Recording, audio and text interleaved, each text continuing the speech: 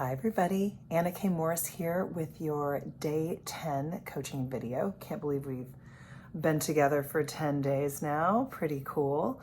Okay, today's coaching video is one of my favorite topics. And it's a distinction that I learned early on in my coaching journey. And it's called commitment versus attachment. So don't think for 1 second that just because I have commitment versus attachment,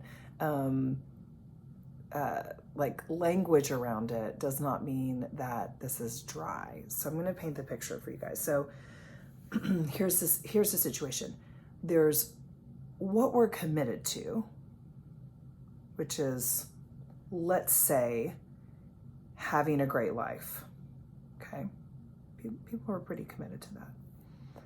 And then there's what you're attached to, which is a great life looks like 2.4 kids or whatever the number is, the man or woman of my dreams, $1 million in the bank, a job that I can work from home, and and a dog and a cat, and family that support, all these things that we're attached to it looking like, right? So I remember specifically that I'll take this back to when I was dating, which was, I think I dated longer than I've been married, because Derek and I didn't get married until I was 34. I'm 43 now. So yeah, like I was dating much longer than I've been married.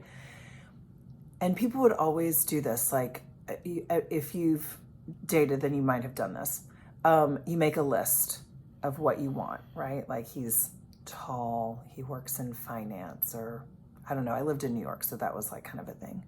Or he doesn't, right? Or he doesn't, or he like rides his bike to work, he cares about the environment, like all these things. You write this list, right? Like he loves his mother, he's got, maybe you wanted him to have sisters, like I have no idea, I'm just making shit up. So that's not what you're committed to. That's what you're attached to. Because I'm going to take it a layer further. So what you're actually committed to is finding a person that you enjoy so much that you would commit your life to them. It's a lot. It's a lot of commitment, right? I would say that it's not even that somebody that you would commit your life to. I would say that what you're committed to is feeling free and like yourself as much as you humanly can. So that's commitment. That's the commitment, right? My commitment is that my kids know that I love them and that I see them. Now I can be attached to, and then they take a nap right now they're taking a nap, right? But like that they do things a certain way, or that they dress a certain way, or that they do a certain sport, or that they go to this school or whatever. That's all attachment. Parenting is a real fucking wild card, right? Like you think that you are cool and laid back, and then you have a kid that's like not at all doing what you want them to do. And that, my loves, that's attachment. So you bring it back to what you're committed to. Okay, so I'm going to land this with the dating thing, right? So the time I was working with a shaman and energy healer who was amazing, because I had some very, very old, if you believe in past lives stuff, but also generational stuff of like the women in my family were never very kind to their husbands. And I knew that I had a fundamental belief that like we have to do it all, and no man is really gonna be there for me to like really help and like make my life great. So I like had a belief system that was out of whack with like me finding the man of my dreams, right? So that's what we were working on. And it was funny because the first time I went into, sorry, I look like a rag doll. The first time I went in to see her, she sat me down and was like, tell me about your great grandmother. And I was like, why? She was like, specifically, how did she treat your great grandfather? So that was eye-opening, and we were kind of off and running at that point. So she put me on a 6-month detox. Oh, I didn't expect to be sharing this with you guys today. Shit. Okay. Let's keep going. 6 months of no flirting, certainly no dating, but like no flirting, no texting, no like falling in love. I really loved falling in love, or at least like the idea of it. It might not have been real, but like, just all of it. I just loved, I think I loved the power of it. So, she said, you've got to clean your act up, because I was pretty hooked on like having a guy fall in love with me and then dumping him, because I had this belief system that was pretty messed up. Right. And I was just about to say poor Derek, and I'm like, not poor Derek, because I cleaned my shit up before we got together, which is no surprise that then like the man of my dreams shows up. So, but this was how. So what I was committed to was having a person. I thought he would be a guy, but I suppose it could have been somebody else. I don't really know. Ended up being Derek, that I felt free with.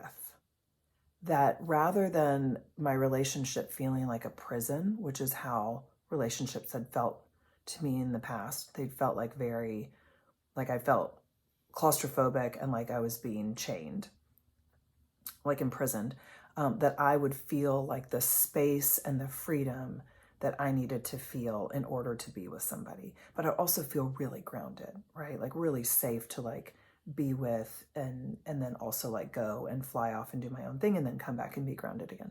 So I wrote about how I would feel in the presence of this person, that I would not be afraid of saying whatever I thought. I would not be afraid to be vulnerable, that I would, share truly how I felt. I wouldn't try to be Miss Perfect, which was mostly what I had done in the past. So that was all what I was committed to. And really like once I tapped into that feeling, the list of like what the guy had and what he didn't have, really fell by the wayside, because it was about how I felt with him. So fast forward to my first date with Derek. It's Christmas night. That's right. Our first date was Christmas night at 9 p.m. I did not know it was a date. This is for another day, right? But what, it's perfect timing, because here he is. Come on in. I'm talking about you. Come on in. Come say hi. He's fine. Come on. He's fine. He's going to cry. I'm telling everybody the story about you and me, about how I was like kind of a man eater. Oh, you're not in the room. Man eater. Isn't there a song about that? I don't know. I didn't do my hair for a video. Neither did I. I mean, my hair is a mess. Okay, we'll stay for this. I mean, you might want to chime in. Who knows? Okay. So anyway, so I go out with him, and let me tell you, Derek was nothing on my list. Like if I looked at the list that I was attached to, the guy looking like this, like we weren't politically in alignment. We were not in alignment with careers. He was not as tall as I would have expected. He did not live where I wanted him to live. He did not, dress the way I thought he wasn't on the list, guys. Right? Like, yes, but he was like really great with his family and kind to his mother and like all of that. He didn't love dogs the way I don't even think he liked dogs. Like that was a huge one for me, right? Like I literally left New York to like meet the man of my dreams, get a dog and a backyard. And I don't know what that order was, but I'm pretty sure the dog was first. So you can see that like, had I been paying attention to what I was attached to, I wouldn't have even known that like, there's my future husband. Except I had done this work and I knew what I was committed to. And I knew, taking it a step further, I hope this is landing, like how I wanted to feel in the presence of my future life partner. And I felt that way. It didn't take maybe an hour. I think we were chatting and I was like, wait a minute. I feel really good with him. Like I feel really seen, and I feel like I can just say whatever I want, and I'm not worried what he's going to think. And I think he's like really curious about life. And that was another really big thing. Like I am a very curious person, and I wanted to be with somebody that shared that. So, and again, not in an attachment way, but like, and he didn't need to be curious in the same way that I did, but he said this one thing. He said, oh, and I lived in England. I was like, what? You lived in England? And he was like, yeah, I lived there for a couple of years. So that's cool. That was interesting to me. I love traveling. But then he said, yeah. When I went hiking in Switzerland, I was like, who'd you go hiking in Switzerland with? That sounds like fun. And he was like, oh, I went by myself because nobody wanted to go. And I was like, now I'm in, right?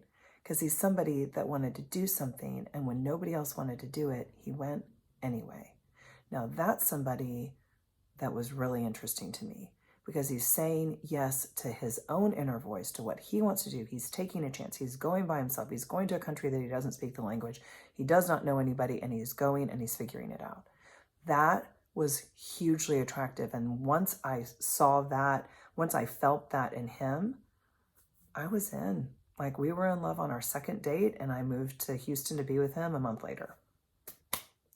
But it was because I stopped paying attention to what I was attached to. I paid attention to what I was committed to, and I took it a step deeper and wrote a list of how I wanted to feel. So if you're watching this video, if you're dealing with something, I want you to take a look at what is your commitment and what are you attached to right now.